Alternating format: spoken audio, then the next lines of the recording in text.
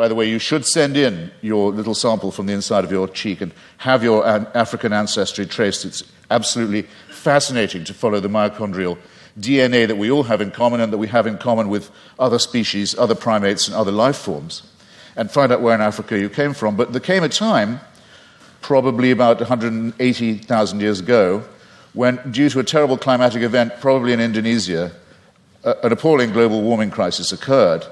And the estimate is that the number of humans in Africa went down to between 40 and 30,000. This close, think about fine-tuning, this close to joining every other species that had gone extinct.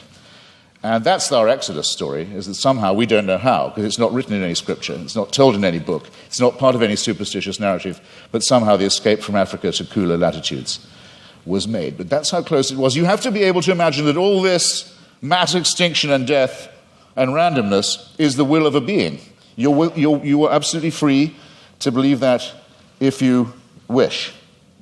And all of this should happen so that one very imperfect race of evolved primates should have the opportunity to become Christians or to turn up at this gym tonight. That all of that was done with us in view. It's a curious kind of solipsism. It's a curious kind of self-centeredness. I was always brought up to believe that Christians were modest and humble and comported themselves with due humility. And there's a certain arrogance to this assumption that all of this extraordinary development was all about us.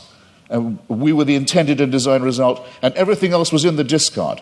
The tremendous wastefulness of it, the tremendous cruelty of it, the tremendous caprice of it, the tremendous tinkering and incompetence of it, never mind. At least we're here, and we can be people of faith.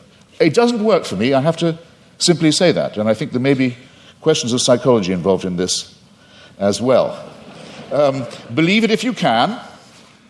I can't stop you. Believe it if you like. You're welcome.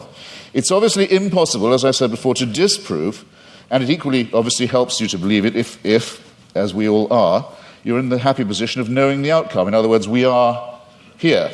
Now, Mr. Hitchens says, but why did God wait so long, all that waste during this time? Well, that sort of concern with efficiency is only of importance to someone with either limited time or limited resources, or both. But in the case of God, he has both unlimited resources and unlimited time, and therefore it's simply not important to do this in a quick way.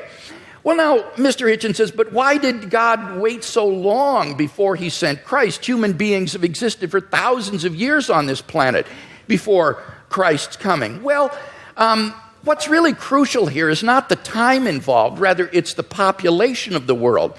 The Population Reference Bureau estimates that the number of people who have ever lived on this planet is about 105 billion people. Only 2% of them were born prior to the advent of Christ.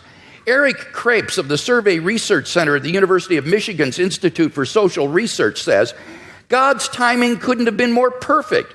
Christ showed up just before the exponential explosion in the world's population. The Bible says in the fullness of time, God sent forth his Son.